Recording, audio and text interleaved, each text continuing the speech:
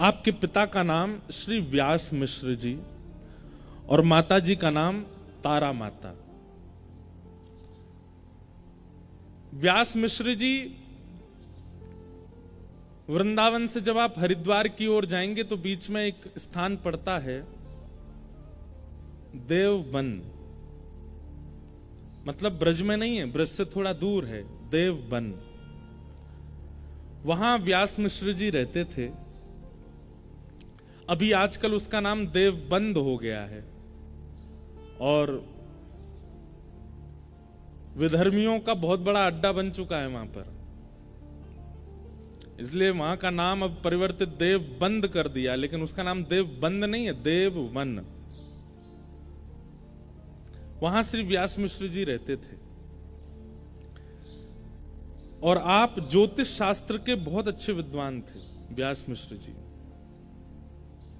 भगवान की वंशी कलयुग में कैसे पधारी चर्चा सुना रहे हैं, ध्यानपूर्वक सुनिएगा। और श्री वृंदावन में राधा वल्लभ लाल जी कैसे विराजे। आतुर हित हरिवंश पुकारो, राधा राधा नाम, सघन कुंज यमुना तट आयो, मदन टेर वृंदावन आयो, प्यारो राधा वल्लभ लाल, वृंदावन प्यारो वृंदावन, श्री वृंदावन प्यारो वृंदावन, हे श्री वृंदावन प्यारो वृंदावन, श्री वृंदावन प्यारो वृंदावन। तो व्यास मिश्र जी ज्योतिष शास्त्र के बड़े अच्छे विद्वान थे और एक बार एक राजा उसने आपको बुलाया किसी कार्य से, तो आपने जाकर के उसका ऐसा भविष्य कथन किया। आपने कहा कि इस युद्ध में आप जाएंगे तो आपको विजय मिलेगी, वहां मत जाइएगा, वहां नहीं तो आपकी पराजय हो जाएगी, ऐसे लोगों को से आपको संबंध रखना है, ऐसे से नहीं रखना। ज्योतिष शास्त्र के अच्छे विद्वान थे, सब बता दिया उन्होंने। और उस राजा ने वैसा वैसा किया तो उसको लाभ हुआ, तो उसने व्यास मिश्र जी को अपना गुरु रूप में स्वीकार कर लिया।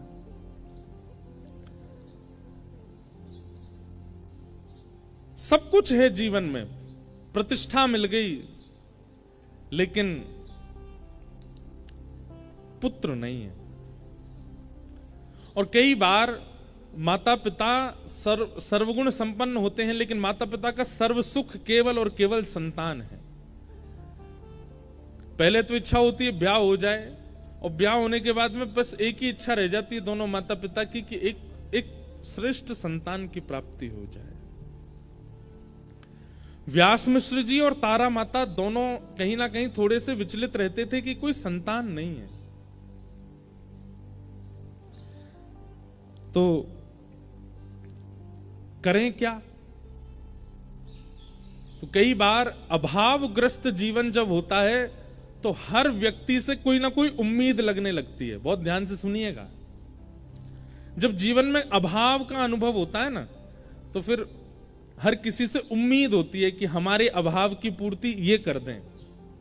और उसमें भी अगर कोई वैष्णव दिख जाए, कोई संत दिख जाए, कोई महापुरुष दिख जाए, तो उनसे तो उम्मीद लाख गुना ज्यादा हो जाती है।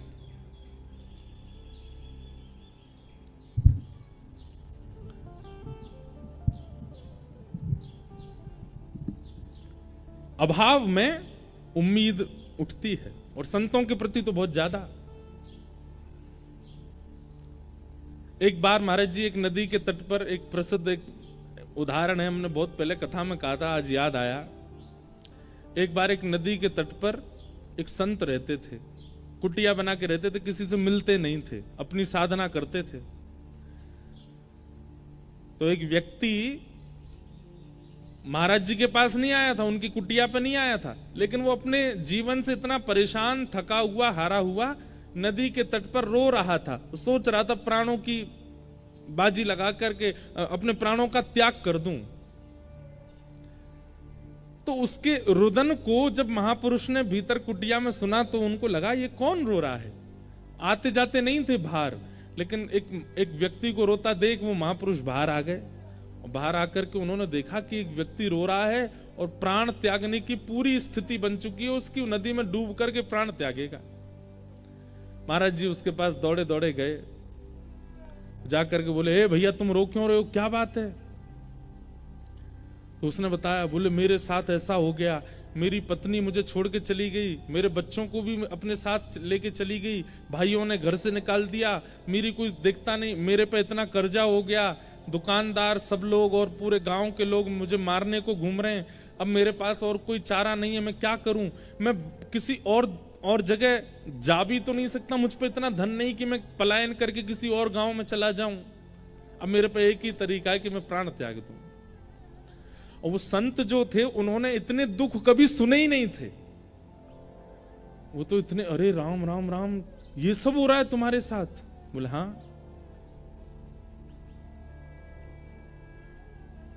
एक बात तो होती है कि जब सन्यास ग्रहण कर लेते हैं ना संत महापुरुष, उनको गृहस्थियों के दुख तो पता नहीं होते, और गृहस्थी इतने चतुर अपने दुख जा जा के बताते हैं उनको, हमारे साथ ऐसा चल रहा है, हमारे घर में ऐसा चल रहा है, हमारे जीवन में ऐसा चल रहा है। और बेचारे संत क्या करें, उन्होंने तो दुख देखा नहीं, तो वो कहते हैं सब ठीक हो जाएगा, हे ठाकुर जी इस पर कृपा करो, हे त्र्यंबकेश्वर भगवान इस पर, ये लो पुष्प ले जाओ, तुम घर में ये करो। वो बेचारे कुछ ना कुछ आशीर्वाद देते हैं। रोता हुआ देखा उसको व्यक्ति को, तो महाराज जी बोले, भाई तुम बिल्कुल चिंता मत करो, तुम्हारा रोना मुझसे देखा नहीं जा रहा, तुम इतने कष्ट में हो, इतनी पीड़ा में हो, मुझे लगता है संसार में इतनी पीड़ा और किसी को नहीं होगी जितनी तुमको है। बोले वाले महात्मा बेचारे। तो उन्होंने क्या किया, अपनी जटा में से एक बाल तोड़ लिया, वो तोड़ के निकाल के उसको दिया, बोले ये लो रखो, हमने अपने जीवन में जितना तप किया, जितना भजन किया, जितना साधन व्रत आदि सब किया ना, उन सबका हम थोड़ा सा अंश तुमको दे रहे हैं, इसको जाकर के अपने घर में किसी तिजोरी में या डिबिया में इसको रख देना चुपचाप, और सुनो किसी को बताना मत, इसको ले जाकर के रखो, कल से तुम्हारे दिन ठीक होने लग जाएंगे। बोला महाराज जी पक्का ठीक हो जाएंगे? बोले हो जाएंगे ठीक, लेकिन शर्त है किसी से कहना नहीं और दोबारा यहां आना नहीं, तुम मुझे नहीं जानते, मैं तुमको नहीं जानता, इसको ले जाओ तो सब ठीक हो जाएगा, आत्महत्या करने की तो सोचना भी मत। चला गया, उसने जाकर के वो एक डिब्बी में रखा, अपनी अलमारी में जैसी रखा, संत के भजन का बल, अगले दिन से ही उसका काम जो था वो सुधरने लगा, धीरे धीरे उसकी सब सारे कर्जे पूरे होने लगे, पता नहीं कहां से धन आने लगा। जब देखा पत्नी ने कि पति सुधर गया, सब कुछ ठीक हो, तो पत्नी भी आ गई, बच्चों को भी ले आई, धीरे धीरे इतना सब कुछ बढ़िया हो गया कि उसने अपना छोटा घर तो छोड़कर बगल वाली जमीन पर बड़ा घर बना लिया। कहां जिस पर एक समय रोटी खा ले तो 3 दिन तक भोजन नहीं होता था, आज उसकी ये स्थिति हो गई है कि 56 भोग बनते हैं घर में। एक दिन उसके साले साहब, मतलब पत्नी के भैया, वो आए और आकर के उससे बोले, भैया जीजा जी, आज से 2-3 साल पहले आपकी स्थिति हम सबको पता है क्या थी, और आज आपकी स्थिति क्या है ये भी हम सबको पता है, ऐसा क्या किया आपने जो ये सब कुछ इतना हो गया? जीजा जी अदा में बैठे थे, हंस रहे थे।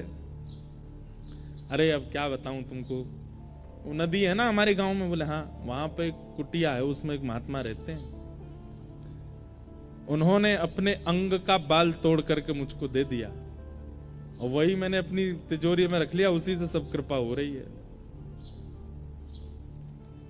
लेकिन सुनो, तुम मत जाना वहां पर, मैंने तुमको बता दिया, और तुमको जितना चाहिए मुझसे ले लो, लेकिन तुम मत जाना। लेकिन किसी व्यक्ति को पता चल जाए कि भाई बिना कुछ किए, बिना जॉब किए, परिश्रम किए, किसी के बाल रखने मात्र से काम बनना है, कौन नहीं जाएगा? और आजकल के लोग तो ऐसे पे ही विश्वास करते हैं। और वो जो साला था वो पहुंच गया महाराज जी कुटिया पर रात में, और बाहर जाकर के पीट पीट के रोने लगा कुटिया। कोई संत बेचारे निकल के, अरे भैया तुम रो क्यों रहे हो, क्या हो गया, इतनी पीड़ा? संत हृदय नवनीत समाना, मक्खन जो होता है ना वो स्वयं नहीं पिघलता, लेकिन किसी बर्तन को गर्म करके मक्खन के पास रख दो तो मक्खन पिघलने लग जाता है। ऐसे संत होते हैं, वो अपने ताप से नहीं पिघलते, दूसरे का ताप देख नहीं पाते। क्या बात है, तुम क्यों रो रहे हो? बोले ऐसे ऐसे मेरे तो कष्ट आ गया है और भगवान आप मुझे अपना बाल दे दो। महात्मा बोले इसको किसने बताया? महात्मा भीतर कुटिया में चले गए। बोले मैं प्राण त्याग दूंगा बाहर ही, या तो मुझे बाल दीजिए, नहीं तो मैं अपनी आत्महत्या कर लूंगा, यहीं पर अपना शव गेड़ दूंगा। महात्मा बेचारे आए, बोले भैया यार तुम ऐसे मत करो। बोले नहीं, अपना बाल दे दीजिए बस। महात्मा ने एक जटा तोड़ के उसको दे दी। उसका भी दिन सुधरने लगा। उसने अपने 4-5 मित्रों को बता दिया, 4-5 मित्रों ने रिश्तेदारों को बता दिया, रिश्तेदारों ने गांव के गांव को बता दिया। अब तो ये स्थिति हो गई कि महाराज जी के पूरी कुटिया चारों तरफ से लोगों ने घेर ली। ना महाराज जी का भजन बन पा रहा था, ना श्रम, सब बस खटखटा में बाल दे दो। महाराज जी बोले भैया ये क्या तरीका। एक दिन महाराज जी सोचे रात हो गई है, अब मैं भाग जाता हूं। जैसे ही कुटिया से बाहर निकले तो क्या देखा, सब नदी किनारे ही सो रहे थे। अरे महाराज जी आ गए, महाराज जी आ गए, आओ आओ आओ। सब ने घेर लिया। पहले तो मांगने लगे, और जब बेचारे महाराज जी बहुत परेशान हो गए, एक आध रोआ तोड़ के दे दिया उन्होंने, और इतनी संख्या में भीड़ आ गई तो बेचारे महाराज जी जान बचा के भागे। लोगों ने घेर लिया और एक एक बाल स्वयं ही नोच के चले गए। बेचारे वो महात्मा बोले कितना बड़ा घनघोर अपराध हो गया हमसे कि एक को दे दिया, वो सब उसके पीछे। भैया श्रीमद् भागवत जी कहती हैं कि महापुरुष से कभी मांगना नहीं चाहिए, कभी कुछ मत मांगो, क्योंकि वो आपके सामने उपस्थित होकर अपने दर्शन दे रहा है। ये सबसे बड़ी चीज वो दे रहा है, इसके आगे और कुछ मांगना ही नहीं चाहिए। वो आपके सामने उपस्थित हैं, आप अपने नेत्रों से उनको देख पा रहे हो। उसी वायुमंडल में आप खड़े हो, जो वायु उनको स्पर्श कर रही है वही आपको स्पर्श कर रही है। इतना अगर प्राप्त हो रहा है तो ये परिपूर्ण है, इसके आगे कोई इच्छा मत रखो। किम पुनर्दर्शन स्पर्श पाद शौचासनादि भी।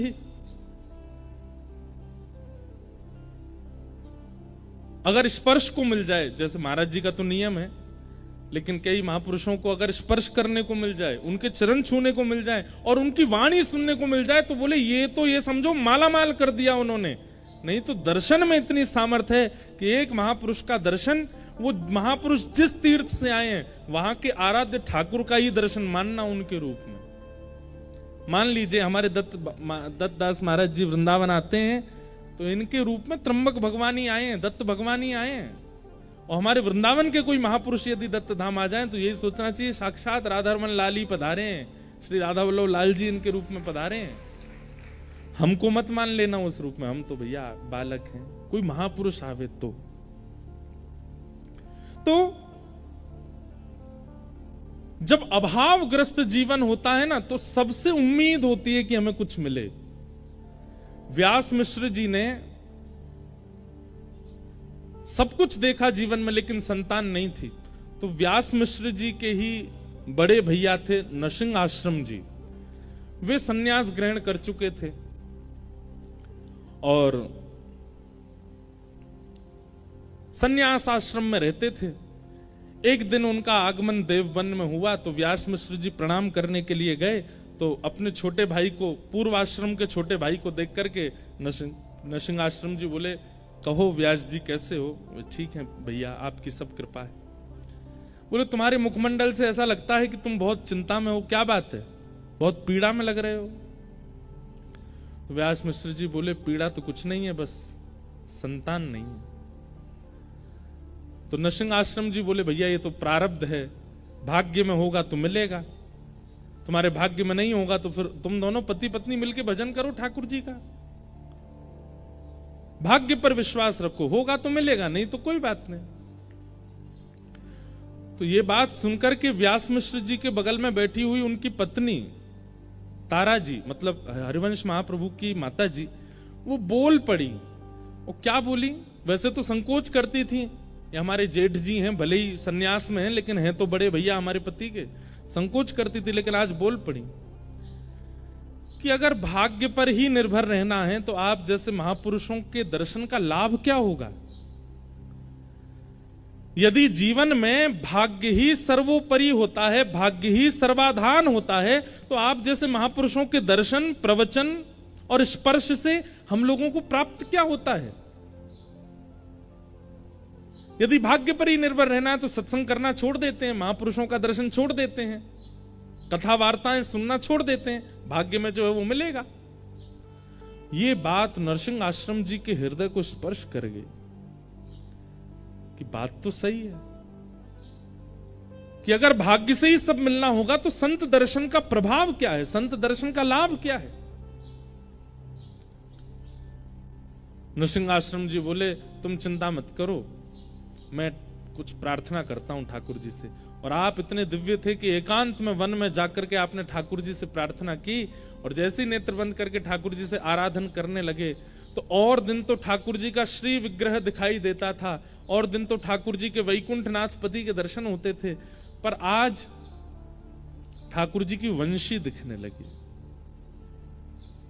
और तभी मानो जैसे ठाकुर जी ने आज्ञा की हो कि हमारे प्रेम रस के उत्थान के लिए हमारी वंशी ही अवतार ग्रहण करेगी, और वह अवतार आपके छोटे भाई व्यास मिश्र के यहां ही पुत्र रूप धारण करके आएंगे, आप आज्ञा कर दो। नरसिंह आश्रम जी लौट करके आए और आकर के व्यास मिश्र जी से कहा आप चिंता मत करो, ठाकुर जी ने मुझे आश्वासन किया है कि आपके घर भगवत भक्ति का प्रचार करने वाले एक बालक का जन्म होगा। अब बस प्रतीक्षा करो उस शुभ घड़ी की कि कब वह अनुग्रह होगा। और वह घड़ी आई कि तारा मैया के कुक्षी में एक बालक आ गए। अच्छा, अब इसका इतना सुंदर अनुभव बताते हैं व्यास जी के हमारे हरिराम श्री हितरवंश महाप्रभु जी की वाणी में कि तारा मैया अभी तक वृंदावन नहीं गई थी, आज तक उन्होंने वृंदावन नहीं देखा था। लेकिन हरिवंश महाप्रभु जैसे ही गर्भ में आए तो रात्रि को मैया जैसे ही सोती हैं तो जैसे स्वप्न आते हैं ना लोगों को, उनको स्वप्न में यमुना जी का दर्शन होता था, स्वप्न में गिरिराज जी का दर्शन होता था, स्वप्न में लता गुल्म पत्रों का दर्शन होता था, स्वप्न में सघन कुंजों का दर्शन होता था, स्वप्न में कभी वीणा सुनाई देती थी, कभी मुरली सुनाई देती थी, कभी कभी मानो जैसे असंख्य गोपियां नृत्य कर रही हैं, गोपियों का मुख नहीं दिख रहा है, गोपियों के वस्त्र नहीं दिख रहे हैं, पर उनके नूपुरों की आवाज आती थी। कभी कभी रात्रि स्वप्न में अचानक से मोगरे की सुगंधी, गुलाब की सुगंधी, चंदन की सुगंधी आने लगती थी।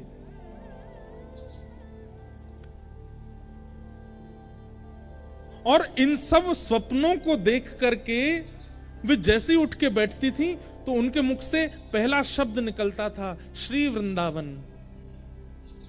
व्यास मिश्र जी उठ के बैठ जाते, क्या हुआ देवी? बोले पता नहीं, सघन वन दिखाई देता है, कलकल करती नदी दिखाई देती है, वेणु की ध्वनि सुनाई देती है, चंदन की सुगंधी आती है, नूपुरों की ध्वनि सुनाई देती है। मतलब वृंदावन का जितना रूप है बिना वृंदावन गए उनको अनुभव होने लग जाता था। महाराज जी, वृंदावन अचल नहीं है, सचल है। अगर कृपा हुई ना तो इन 7 दिनों में यहां श्रवण करने वाले श्रोताओं को भी दत्त धाम में वृंदावन का अनुभव होने लग जाएगा। श्री गोदावरी जी में यमुना जी दिखने लग जाएंगी, यहां के आसपास के वन्य क्षेत्र में गिरिराज जी का दर्शन हो जाएगा, और ज्यादा नहीं कहूं तो श्री दत्त भगवान में हमारे बिहारी जी दिखने लग जाएंगे। अगर वृंदावन पूर्ण रूपेण आपके चित्त में वायु से, प्रकाश से, वाणी से प्रविष्ट हो गया तो आप जहां बैठे हो वहीं वृंदावन प्रकट होने लग जाएगा। वृंदावन अचल कोई स्थान नहीं है, सचल है वृंदावन। और इस बात का प्रमाण व्यास मिश्र जी की पत्नी तारा मैया, श्री हितरवंश महाप्रभु की माता जी, उनको वृंदावन का अनुभव होने लगा। और इसका प्रमाण आप कहेंगे कि इतनी प्राचीन कथा सुना रहे हो महाराज जी, अब किसी को नहीं हुआ होगा। अरे अभी कुछ वर्षों पूर्व इस भारत भूमि को सौभाग्य प्राप्त हुआ राधा बाबा महाराज, जो कि गोरखपुर में विराजते थे। गीता प्रेस की स्थापना करने वाले पूज्य श्री भाई जी और श्री राधा बाबा महाराज दोनों एक दूसरे के संग विराजते थे गोरखपुर में। तो जिन श्री राधा बाबा महाराज की हम चर्चा कर रहे हैं, वे कभी वृंदावन आए ही नहीं महाराज जी, कभी वृंदावन नहीं गए। लेकिन वृंदावन की एक एक वस्तु का वर्णन उन्होंने अपनी ग्रंथों में किया। वृंदावन की रज की महिमा, वृंदावन की यमुना जी की महिमा, ब्रजवासियों की महिमा, वृंदावन के दर्शन की महिमा, वृंदावन के मौसम की महिमा, गिरिराज जी की महिमा, परिक्रमा की महिमा, वृक्षों की महिमा, कुंज निकुंजों की महिमा। अरे कहां तक कहें, वे गोरखपुर में बैठे बैठे पूरे वृंदावन का नक्शा बना देते थे और कहते थे यहां पे ये मंदिर है, यहां पे ऐसा है, यहां पे ऐसा। कभी वृंदावन नहीं आए। किसी ने उनसे कहा बाबा आप वृंदावन क्यों नहीं जाते? बोले मैं अगर वृंदावन गए तो वापस नहीं आ पाऊंगा, इसलिए वृंदावन गए ही नहीं। वृंदावन सचल है, अचल नहीं है। और वृंदावन कोई स्थान नहीं है, वृंदावन कोई गांव नहीं है, वृंदावन कोई भूमि नहीं है। श्री राधा कृष्ण दोनों का प्रेम हृदय ही श्री वृंदावन है, वो विचरण करता रहता है। अनेक कथाओं का, अनेक अनुष्ठानों का अनेक फल होता है। आप गायत्री अनुष्ठान करेंगे उसका फल अलग है, भागवत कथा सुनेंगे उसका फल अलग है, यहां रह करके आप पुरुषण करेंगे उसका फल अलग है। लेकिन 7 दिन तक वृंदावन रस चर्चा का केवल एक ही फल है, चित्त में प्रेम का उद्दीपन होना, प्रेम प्रकट होना, क्योंकि वृंदावन केवल प्रेम देता है और कुछ नहीं। तारा मैया को उस प्रेम का अनुभव हो रहा था, मानो जैसे रोम रोम कहता हो चलो वृंदावन, चलो वृंदावन, चलो वृंदावन। और कुछ महीने हुए थे गर्भ में बालक को कि तारा मैया अब व्यास मिश्र जी से कहती हैं कि मुझे वृंदावन ले चलो, मुझे वृंदावन ले चलो।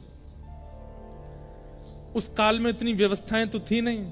तो एक दिन व्यास मिश्र जी ने योजना बनाई और जो बादशाह जिसके यहां व्यास मिश्र जी सब अपनी क्रियाएं करते थे, उसको जाके कहा हमें कुछ दिन का अवकाश दीजिए, पत्नी को लेकर वृंदावन जाना है।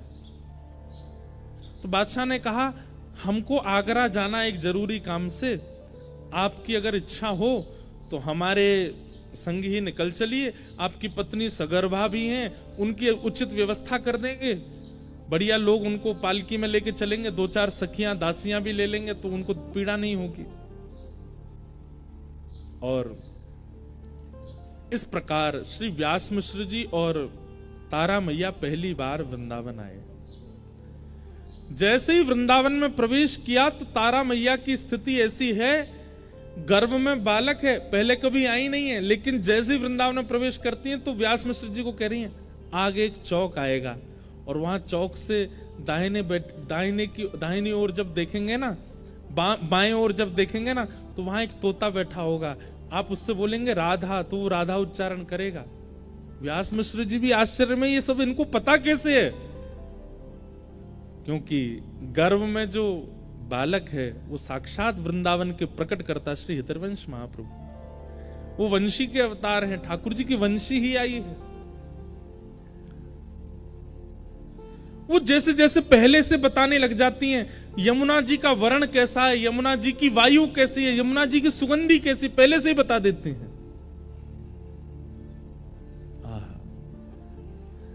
वृंदावन में निवास किया, वृंदावन में, तब वृंदावन में मंदिर नहीं थे, तब वृंदावन में ज्यादा स्थान नहीं थे भ्रमण के, वृंदावन सघन वन हुआ करता था और उस सघन वन में बड़े बड़े संत महापुरुष ऋषिजन जाकर के केवल भजन करते थे, कुटिया बना करके, और उनकी भजन स्थली पर ही ठाकुर जी का कुछ ना कुछ अनुभव हो जाता था। कभी पीतांबरी दिख जाती थी, कभी कोई नूपुर मिल जाता था, कभी कोई कंठ की माला मिल जाती थी, कभी मोरपिच्छ मिल जाता था, ऐसे अनुभव होते थे बस वृंदावन में, और कुछ नहीं है।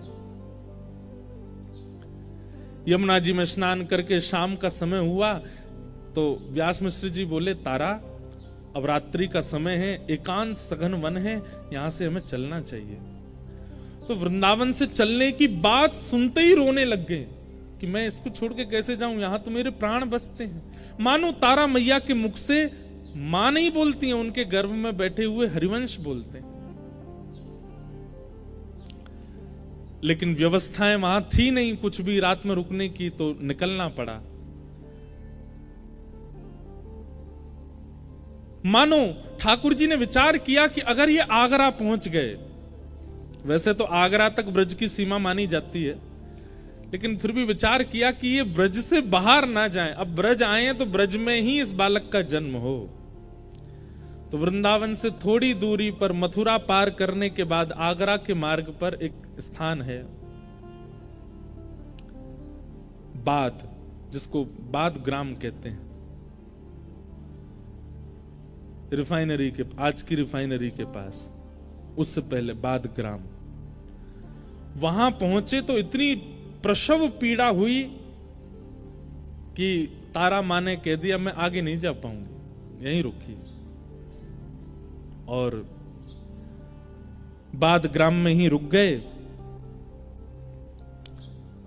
वहीं ग्रामीण लोगों ने कहा कि आप बिल्कुल चिंता मत करो, यहीं रहिए, हम आपकी खूब सेवा करेंगे, खूब आनंद करेंगे, सब बढ़िया, आप हमको रस चर्चा सुनाते रहना।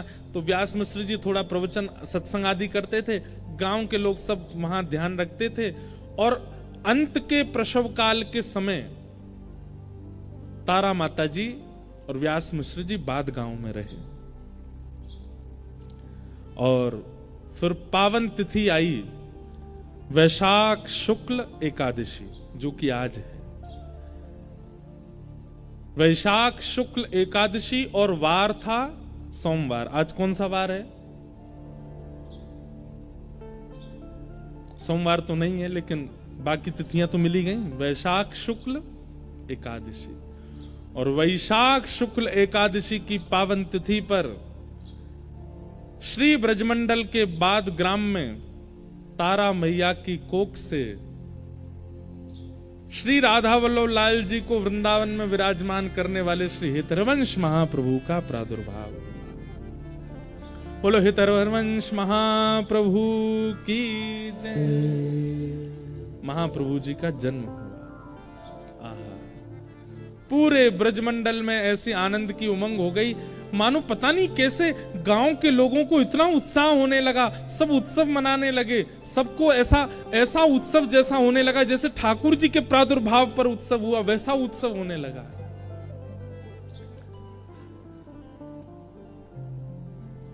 अब मैं देखता हूं मुझ पे कोई महाप्रभु जी के उत्सव की बधाई होगी तो बधाई गायन आज करेंगे। आज महाप्रभु जी की बधाई गाएंगे और कल फिर किशोरी जी के प्रादुर्भाव की बधाई गाएंगे। आज आचार्य प्रकट हो जाएं और फिर कल किशोरी जी प्रकट होंगी। आचार्य की अत्यंत प्रिया श्री किशोरी जी का प्रादुर्भाव करेंगे। तो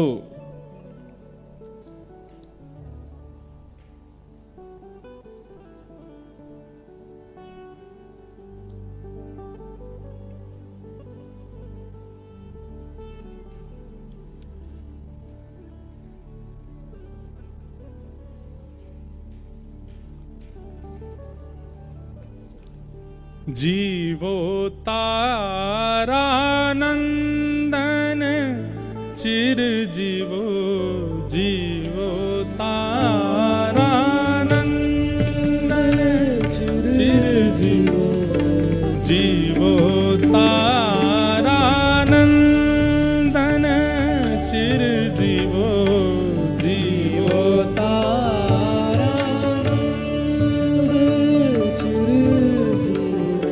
जीवो तारानंदन चिर जीवो, जीवो तारानंदन चिर जीवो। हित सो देत आशीष बधू जन, हित सो देत आशीष बधू जन, भरो परम आनंदन चिर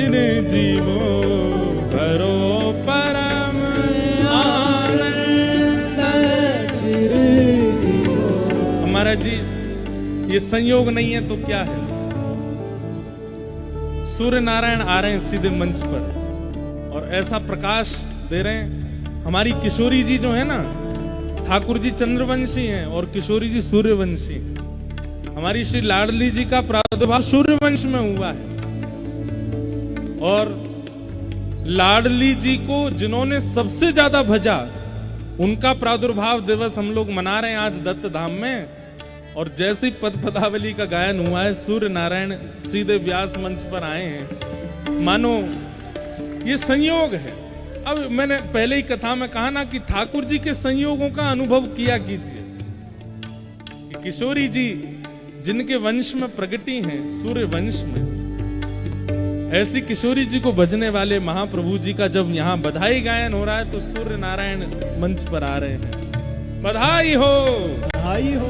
ऐसी रूखी बधाई नहीं लेते हम, जोर की बोलो बधाई हो, बधाई हो, बधाई हो। अब तो रोज बधाई होगी, आज भी बधाई, कल भी बधाई, 7 दिन तक केवल बधाई होती रहेगी। जीवो तारानंदन चिर जीवो, जीवो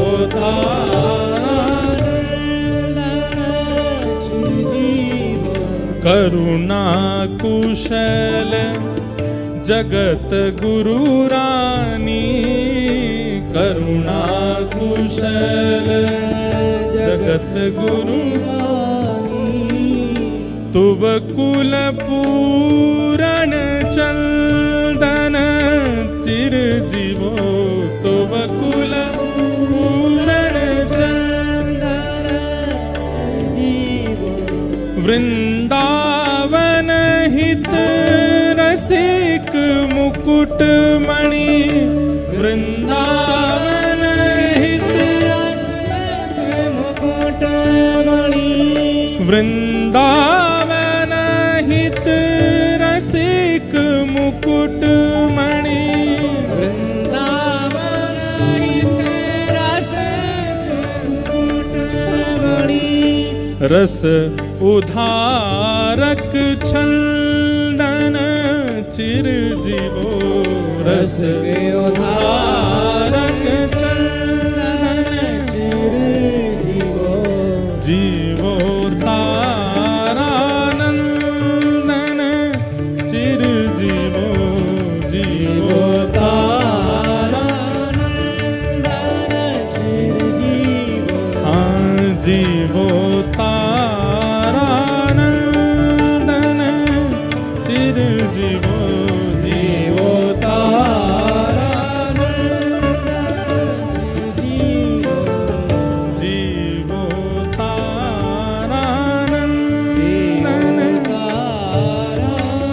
जीवो तारानंदन। श्री धर्मवंश महाप्रभु। लो यहाँ लाइट भी बंद हो गई तो हेलोजन का काम भी सूर्य नारायण ही कर रहे हैं। वाह, हमको आप लोग दिख ही नहीं रहे हो, केवल सूर्य ही दिख रहे हैं।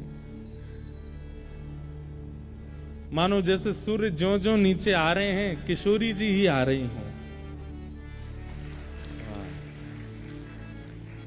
हमारी किशोरी जी का प्रादुर्भाव कल बताने वाली बात है, लेकिन आ रही है मुख पे तो क्यों रहूं पीछे। हमारी किशोरी जी का प्राकट्य, महाराज जी सारे ठाकुरों का प्राकट्य 12 बजे हुआ, दिन में 12 बजे, रात में 12 बजे, पर हमारी किशोरी जी 12 बजे नहीं हुई। हमारी किशोरी जी हुई ब्रह्म बेला में, सुबह सुबह। और सुबह सुबह भी उस बेला में हुई जिस बेला में सूर्य उदय होना प्रारंभ होता है। मतलब धीमी धीमी किरणें शुरू होती हैं जैसे जैसे सूर्य की, उस काल में किशोरी जी का प्रादुर्भाव हुआ। उसके पीछे भाव ऐसा बताते हैं कि भैया जितने भगवान हैं सब रात्रि और दिन में 12 बजे हुए, तो रात्रि में जिनका जन्म हुआ वे अत्यंत प्रेममयी हैं जैसे हमारे श्री कृष्ण, और दिन में 12 बजे हुए वो उतने पौरुषवान हैं, वो उतने सूर्य की किरणों के समान हैं जैसे प्रभु श्री राम, परशुराम जी। ये सब या तो दिन में 12 बजे हुए, रात्रि 12 बजे हुए। पर हमारी किशोरी जी दिन में प्रकट हुई। इसके पीछे हमारे आचार्य चरण कहते हैं कि उस सूर्य की किरण में किशोरी जी का जन्म हुआ, जिस सूर्य की किरण किसी को पीड़ा नहीं देती, सुख देती। प्रातः काल ब्रह्म मुहूर्त में जब सूर्य धीरे धीरे उठना प्रारंभ होते हैं, उस समय का सूर्य सबको सुख देता है।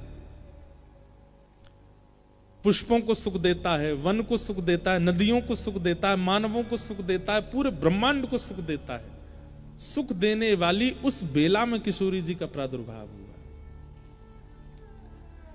कल इसी समय के सूर्य सहन नहीं कर पाएंगे हम, लेकिन आज वर्षा होने के कारण ये सूर्य भी वैसे ही लग रहे हैं, ब्रह्म बेला वाले, बिल्कुल करुण, बिल्कुल मधुर, बिल्कुल आनंददायी।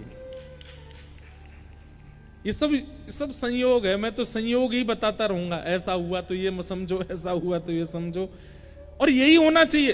कथा सुनना, कथा करना, भजन साधन करने का फल यही है कि आपको हर क्षण संयोग का अनुभव होता हो। जिसको कोई संयोग अनुभव नहीं होते ना, उसको ठाकुर जी का अनुभव नहीं हो सकता। हमारी तो कथा की यही हमको प्राप्ति है कि हमको संयोग के अनुभव हो जाते हैं। महाप्रभु जी प्रकट हुए, प्रकट होते ही पूरे बाद गांव में आनंद, वृंदावन तक आनंद हुआ। सबने आ करके बधाई गाई, चिरजीवो तारानंदन कह करके आनंद कराए। ऐसे महाप्रभु जी प्रकटे।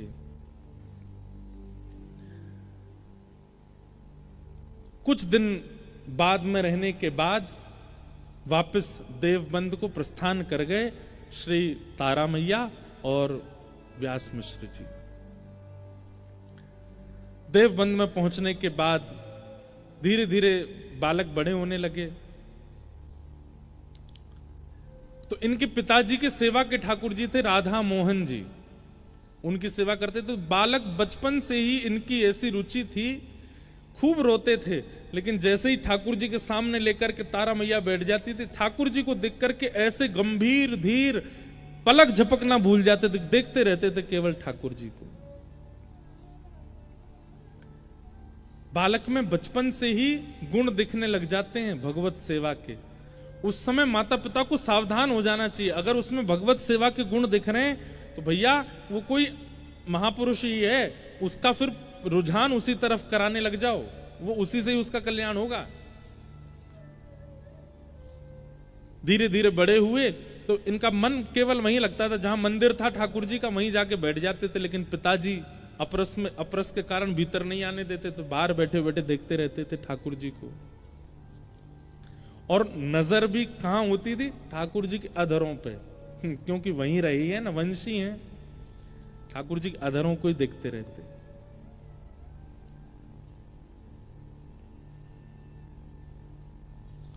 धीमे धीमे बड़े होने लगे। अपने पिताजी से कहते, पिताजी मुझे सेवा दो, अभी तुम छोटे हो, अभी तुम सेवा नहीं कर पाओगे, तुम देखा करो बाहर खड़े होकर के। लेकिन ये तो भैया अपने पिताजी को भी सिखा सकते हैं, इतनी सेवा आती है इनको पूर्व जन्म से ही। तो पिताजी सेवा नहीं करने देते थे तो आप क्या करते? बाहर आपके जो सखा मंडली थी, उन सखाओं में से एक गोरे सखा को ढूंढते और एक सांवले सखा को ढूंढते। और गोरे सखा को तो लहंगा, फरिया, चुनरी, बिंदी, काजल ये सब पहना देते थे। और जो साम सखा होता था, इनका सांवला सखा होता था गांव का, उसको पीतांबरी पहना देते, मोर पिछ धारण करा देते, उसके केशों को गूंथ करके बढ़िया, मतलब बालकों का श्रृंगार कर देते। और उन बालकों की फिर आरती करते, वन से सेब आदि तोड़ करके लाते, उनको प्रसाद पवाते, उनके चरण धो धो करके पीते। अपनी सेवा घर में नहीं मिलती तो बाहर के बालकों को ही सजा देते। अब वो बालक अपने घर जाते तो बेचारा जो श्याम वर्ण का था उसकी तो कोई नौबत नहीं आती थी, लेकिन जो गोरा सखा जिसको किशोरी जी बना देते थे, वो जब अपने घर जाता तो घर वाले कहते, अरे ये तू लाली बना क्यों घूमता है? बोले मैं नहीं बनता, वो हरिवंश बालक है, वो बना देता मुझको लाली। तो घर के माता पिता सब आते और व्यास मिश्र जी से आके कहते, बोले अपने लाला को समझाओ, हमारे लाला को लाली बना देता है वो। व्यास मिश्र जी कहते, बालक हरिवंश तुम इसको लाली क्यों बना देते हो? बोले लाली नहीं, मैं इनको किशोरी जी बना देता हूं। उसके देखिए ना नाक कितनी सुंदर है, उसकी आंख कितनी सुंदर है, उसके अंग की कांति कितनी सुंदर है, और जब किशोरी जी बन जाता कितना सुंदर लगता है।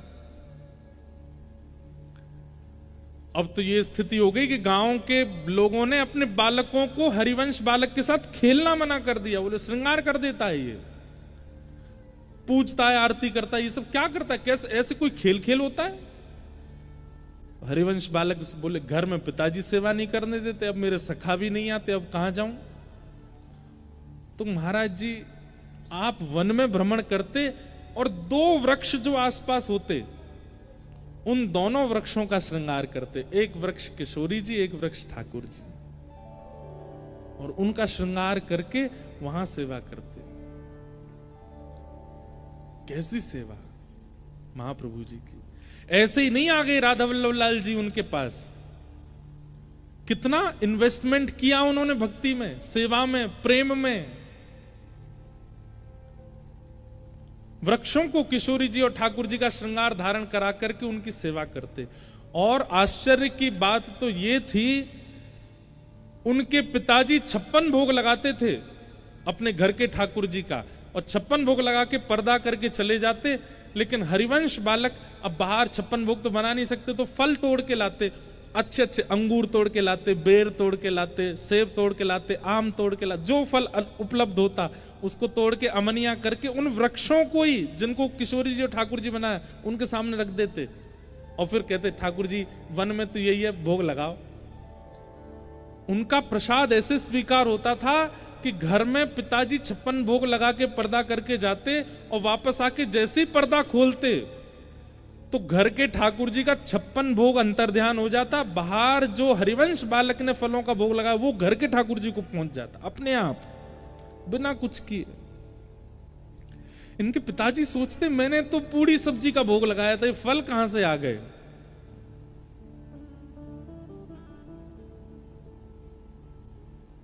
ऐसी सेवा करते श्री हरिवंश महाप्रभु। अब चरित्र तो उनका बहुत विस्तृत है, कैसे कैसे अनुभव हुए उनको, रास का अनुभव हुआ, सब बाल्यकाल से अनुभव हो गया था उनको। और महाराज जी एक नियम था श्री हितवंश महाप्रभु का, जिस नियम का उन्होंने त्याग नहीं किया कभी भी। क्या? जल भी यदि पीते थे तो वो पीते थे जो ठाकुर जी का भोग लगा हो। प्यासा रहना मंजूर है, लेकिन बिना ठाकुर जी को निवेदित किए कोई वस्तु स्वीकार नहीं करते थे। महाप्रभु जी के लिए एक सुंदर पंक्ति भी हमारे ब्रज में गाते हैं, काहू लियो जप काहू लियो तप। किसी ने जप लिया, किसी ने तप लिया। काहू लियो जप काहू लियो तप, काहू महाव्रत साध लियो है। काहू लियो गुण काहू लियो धन, काहू महा उन्मोद लियो है। रंचक चारु चकोर दंपति, संपत्ति प्रेम पीयूष पियो है। श्री राधिका वल्लभ लाल के थाल को, श्री हित हरिवंश प्रसाद लियो है। श्री राधिका वल्लभ लाल के थाल को, श्री हित हरिवंश प्रसाद लियो है। और ये नियम उनका बड़े होके नहीं था, बचपन से ही था। बाल्यकाल में भी वन में खेलते थे बच्चों के साथ, धूप के कारण प्यास लगती, बच्चे नदी का पानी पी लेते, आप नहीं पीते थे। आप पहले दोना बनाते, दोना बना करके नदी के जल को उसमें लेते, फिर युगल वृक्ष को देखते, अकेला वृक्ष नहीं, युगल वृक्ष कहां है, युगल वृक्षों के समीप जाते, फिर उनका श्रृंगार करते, उनको किशोरी जी ठाकुर जी मान के फिर जल का भोग लगा के तब पीते। ऐसा नियम। इतनी सुंदर एक लीला सुनाते हैं, फिर इसके बाद हम राधा वल्लभ जी के प्राकट्य की कथा कह के कथा विश्राम करेंगे आज की। एक बार आपको रात्रि में भूख लगी, 5-6 वर्ष की आयु थी हरिवंश महाप्रभु जी की। एक तरफ माता जी, एक तरफ पिताजी सोए थे, बीच में सो रहे थे बालक। इतने में ही आप उठ के बैठ गए और रोने लगे, जैसे एक छोटा बालक रोता है, भूख लगी है, कुछ खाने को दो, भूख लगी है, बहुत जोर की भूख लगी है। तो माता जी उठी, पिताजी उठ गए, बोले अरे बालक बहुत भूखा है, जल्दी कुछ लेके आओ। माता जी गई रसोई घर में से कुछ सामग्री उठा लाई। अब इनका ऐसा स्वरूप था, ये देखते ही पहचान जाते थे कि भोग लगा कि नहीं। महाराज जी, एक बात हमने अनुभव की है कि जिनका प्रसाद लेने का नियम होता है ना, उनको बिना प्रसाद अगर आप पवा देंगे कुछ, उनको पता चल जाएगा कि ये प्रसाद का नहीं है। बालक रो रहे हो है और बहुत जोर को भूखो है, प्यासो है, और वो आपको और मेरो अधरामृति ग्रहण करे, चरणामृति लेवे, वाके अलावा कछु लेवे ना है। माता पिता हम दोनों उनको भोग लगावे में संकोच कर रहे हैं रात्रि को समय, लेकिन बालक रो रो है। किशोरी जी बोली हाँ रो तो रहे हो, अब एक काम करो, जल्दी आप ही ऐसी कोई योजना बनाओ कि चरणामृत और अधरामृत, अधर को प्रसाद दोनों व्यवस्थित कर दो ताकि बालक को मिल जाए। तो सेवा के ठाकुर जी, इतने इतने से ठाकुर जी उठ के बैठ गए, और उठ के बैठे और बैठ करके अपने शेष सैया से उतरे। शेष सैया से उतर के छोटी सी पात्र उठा करके किशोरी जी के चरणन के नीचे रखो, और ठाकुर जी एक लुटिया में जल लेकर के आए, किशोरी जी के चरण धो रहे हैं, और किशोरी जी के चरण धो करके किशोरी जी के चरणामृत को वहां में व्यवस्थित कियो, और फिर स्वयं किशोरी जी के बगल में बैठ के अपने चरण धो रहे हैं ठाकुर जी अपने चरण खुद ही धो रहे हैं। किशोरी जी बोली लाओ मैं दूं, बोले ना वो पाप लगेगा, आप तो मेरी आराध्या हो, आप मत दो, मैं खुद धो लूंगा। अपने आप ठाकुर जी अपने चरण धो रहे हैं। फिर बंटा भोग लेकर के आए, और बंटा भोग, अब कितना सा मंदिर होता है घर का, इतना सा मंदिर है, वो छोटे से ठाकुर जी लीला कर रहे हैं अपने आप ही। बंटा भोग लेकर के आए, नेक श्री जी को पवायो, नेक स्वयं पायो, और अपनो उच्छिष्ट छोड़ते जा रहे हैं, उसमें पूरा पूरा नहीं पा रहे, क्योंकि हरिवंश बालक को चाहिए। भोग प्रसादी सब सिद्ध करके व्यवस्थित करके रख दई, और दोनों सेज पे पौड़ गए, चदरिया ओढ़ के सो गए। किशोरी जी बोली आपने चरणामृत तैयार कर दियो, अधरामृत पर वह लेवे कौन आएगो, धर तो दियो। अब ठाकुर जी बोले मैं चिल्ला के बोलूं कि ले जाओ, तो बोले कुछ तो करो। तो वहां कोई खिलौना रखा था, ठाकुर जी के सन्मुख खिलौने होते हैं, ठाकुर जी ने एक खिलौना गेड़ दिया मंदिर में। जोर की आवाज हुई तो व्यास मिश्र जी तारा मैया को पता चली, अरे ठाकुर जी के मंदिर में से आवाज आई है, कहा है देखो। आपने भीतर मंदिर में जाकर के जैसी देखी, एक खिलौना गिरा पड़ा था, लेकिन तभी क्या देखा, वहां तो सन्मुख एक पर्दा के पीछे तो ठाकुर जी सोए, पर्दा के आगे एक चौकी में एक पात्र में खूब सारे मेवा लड्डू आदि सब रखे हैं, और सब पे 2-2 दतुइयां लगी हुई हैं, ठाकुर जी ने खा ली हो है। और एक चरणामृत को पात्र रखो है, वहां में चरणन में लगे हुए चंदन धुले भये हैं, और वहां में से रात्रि में लगा हुए इत्र की सुगंधी आ रही है। ये दृश्य देख करके व्यास मिश्र जी और तारा मैया समझ गए, बोले कि हमारा बालक सामान्य नहीं है, हमारा बालक देखो वो अधरामृत ठाकुर जी का लेता है, ठाकुर जी का महाप्रसाद लेता है, तो ठाकुर जी ने उठ करके अपने चरणामृत और महाप्रसाद दोनों सिद्ध किए हैं ताकि उसको पवाए, और ले जाकर के वो महाप्रसाद और चरणामृत हरिवंश बालक को पिलाया, तब जाकर के वो सोए। ऐसे श्री हरिवंश महाप्रभु। और चरित्र तो बहुत है, लेकिन हम अब राधा वल्लभ जी के प्राकट्य करा करके फिर चलते हैं। महाप्रभु जी बड़े हो गए, उनका ब्याह हुआ, जिनसे ब्याह हुआ वो भी ठाकुर जी की अनन्य भक्ता हुई, श्री रुक्मणी बाई जी। उनके प्रथम पुत्र हुए श्री वनचंद्र जी। इस प्रकार आपके बालक हुए। कुछ वर्षों बाद किशोरी जी ने रात्रि में आपको आज्ञा की और आपसे कहा कि अब आप वृंदावन चलो। वहां इनको बीच में एक ठाकुर जी भी मिले थे, उनका नाम नवरंगी लाल जी, वो आज भी विराजते हैं देवबन में। आप वृंदावन जाने को तैयार हुए, पत्नी बच्चों से कहा तुम लोग सब संभालो, नवरंगी लाल जी की सेवा करो, किशोरी जी की मुझे आज्ञा हुई है, मैं वृंदावन जाऊंगा। और महाराज जी हरिवंश महाप्रभु जी को दीक्षा भी किशोरी जी नहीं दी, राधा रानी नहीं दी, राधा नाम की दीक्षा प्रदान की। महाप्रभु जी वृंदावन के लिए निकले, रात्रि हो गई थी। चित्थावल नाम के गांव में आप एक वृक्ष के नीचे सो गए। किशोरी जी ने वहां फिर स्वप्न दिया और कहा कि हम यहां दोनों युगल एक रूप में विराजमान हैं, आप कृपा करके आत्मदेव नाम के ब्राह्मण है उनके घर जाओ, वहां से हमारे उस स्वरूप को लेकर के वृंदावन चलो। और किशोरी जी ने आज्ञा की, अपनी पत्नी बच्चों को छोड़ करके आए हो देववन में, लेकिन अब हमारी आज्ञा है, हमारी सेवा के विस्तार के लिए आत्मदेव ब्राह्मण जो हैं, इनकी 2 पुत्रियां, दोनों से आप ब्याह कर लेना और इन्हीं का वंश हमारे आगे सेवा में लगेगा। हरिवंश महाप्रभु बोले, आपने ये कैसी लीला करी श्री जी, अभी अभी तो हम त्याग करके आए घर परिवार का, अब यहां आकर के दूसरा ब्याह। बोले हमारी आज्ञा है, करो, पूछो नहीं क्यों।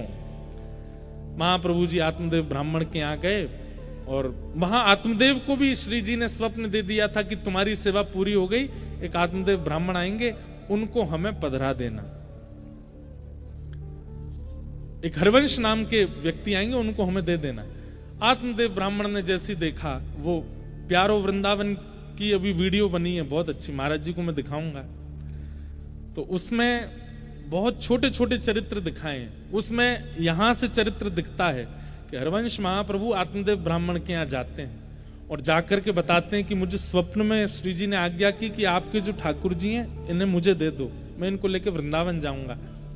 और आश्चर्य की बात ये कि हरिवंश महाप्रभु बोले, स्वप्न में ये भी कहा है कि आपकी जो दोनों बेटी है उनसे हमारा ब्याह और करा दो। कोई अपने ब्याह का प्रस्ताव ऐसे कैसे देता है? लेकिन किशोरी जी की आज्ञा थी, तो महाप्रभु जी ने कहा, आत्मदेव जी बोले हाँ मुझे भी स्वप्न आया है, अपनी दोनों बेटी का ब्याह हरिवंश महाप्रभु से करा के और दहेज में प्यारे श्री राधा वल्लभ लाल प्रदान किए। बोल राधा वल्लभ लाल की। ये राधा वल्लभ जी कैसे प्राप्त हुए? आत्मदेव नाम के ब्राह्मण ने खूब तपस्या की महादेव की। महादेव प्रसन्न हो गए, प्रकट होकर के बोले, वरदान मांगो, क्या चाहिए? बोले आपके हृदय को जो सबसे ज्यादा प्रिय है वो मुझे दे दो। महादेव बोले, भैया कुछ और मांग लो। बोले नहीं, वही चाहिए जो आपको सबसे ज्यादा प्रिय।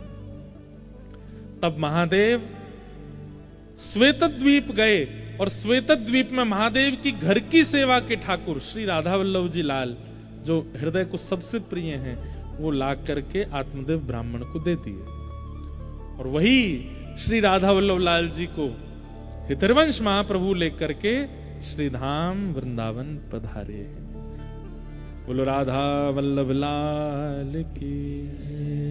अब एक राधा वल्लभ लाल जी की बधाई है, जैसे ही वे वृंदावन आए तो कैसी बधाई गायन हुआ, उसको गा करके और फिर हम आज के उत्सव को विराम देंगे। कल बंधुओं श्री लाडली जी के मंगल यश का गान सुनेंगे। आप सब लोग 3 बजे के समय से ही यहाँ आ जाइएगा, 6 बजे तक कथा रहेगी और फिर परसों से क्या रूपरेखा है वो हम कल कथा में बताएंगे। हो आए राधा वल्लभ लाल, आए राधा वल्लभ लाल, हो आए राधा वल्लभ लाल, आए राधा वल्लभ लाल। बधाई बाज रही, बधाई बाज रही, बधाई बाज रही, बधाई बाज रही।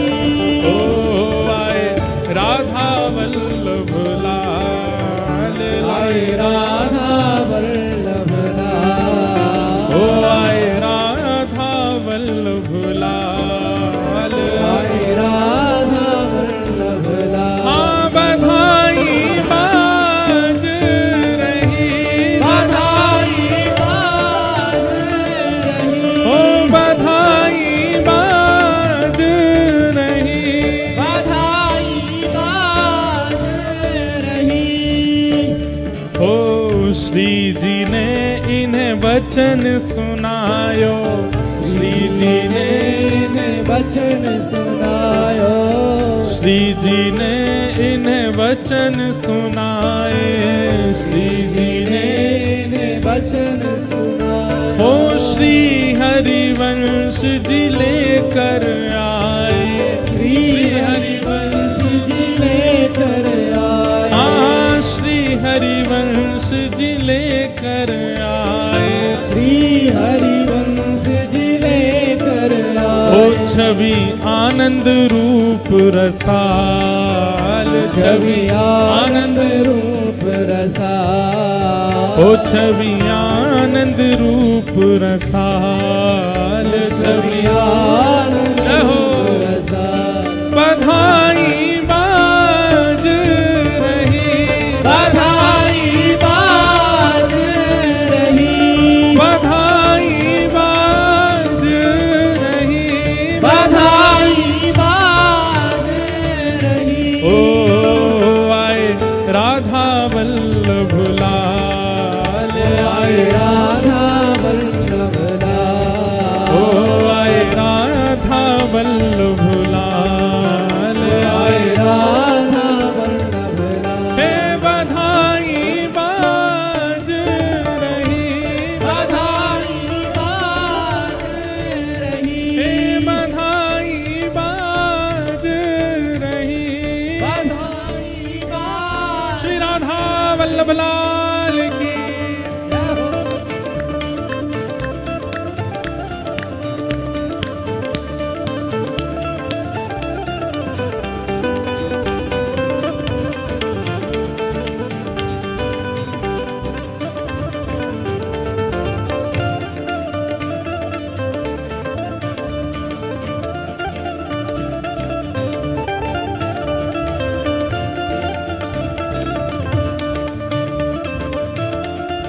देखो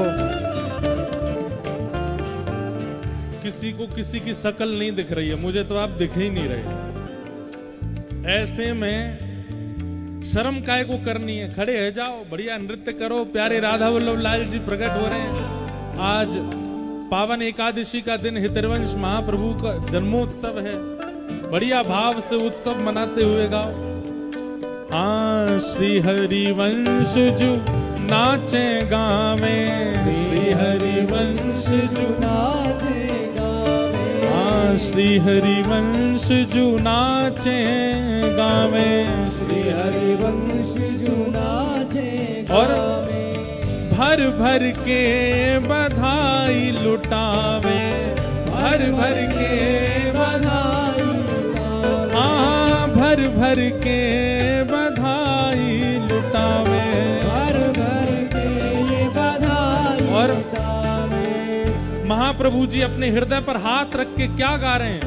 मेरे प्राणों के प्रतिपाल, मेरे प्राणों के प्रतिपाल, ओ मेरे प्राणों के प्रतिपाल, मेरे प्राणों के प्रतिपाल, हे बधाई बाज रही, बधाई बाज रही, बधाई बाज रही, बधाई बाज रही, ओ आए राधा वल्लभ लाल, आए राधा वल्लभ लाल, ओ आए राधा वल्लभ लाल, आए राधा वल्लभ लाल, हे बधाई बाज रही, बधाई बाज रही, हे बधाई बाज रही। बधाई बाज रही, और वृंदावन में बाजी बधाई, वृंदावन में बाजी बधाई, दत्त धाम में बाजी बधाई, दत्त धाम में बाजी बधाई, क्यों? राधा वल्लभ निधि प्रगटाई, राधा वल्लभ निधि प्रगटाई, प्यारे राधा वल्लभ निधि प्रगटाई। राधा वल्लभ और निधि प्रगटाई, अगली पंक्ति जो है ये आपको करना है क्या? वो सब नाचे दे दे ताल, सब नाचे दे दे ताल, वो सब नाचे दे दे ताल, सब नाचे दे दे ताल। बधाई बाज रही, बधाई बाज रही, बधाई बाज रही, बधाई बाज रही। हे आयो राधा वल्लभ लाल, आयो राधा वल्लभ लाल, ओ आयो राधा वल्लभ लाल, आयो राधा वल्लभ लाल। हे बधाई बाज रही, बधाई बाज रही, हे बधाई बाज रही, बधाई बाज रही। आतुर हित हरिवंश पुकारो, राधा राधा नाम, आतुरित हरिवंश पुकारो, राधा राधा नाम। ओ प्यारो राधा राधा नाम, प्यारो राधा राधा, वेग से कहो सब लोग, जय राधे राधे, राधे राधे, श्री राधे राधे, राधे राधे, हरिवंश प्रियारी, राधे राधे, हरिदास दुलारी, राधे राधे, जय राधे राधे, राधे राधे, श्री राधे राधे, राधे राधे।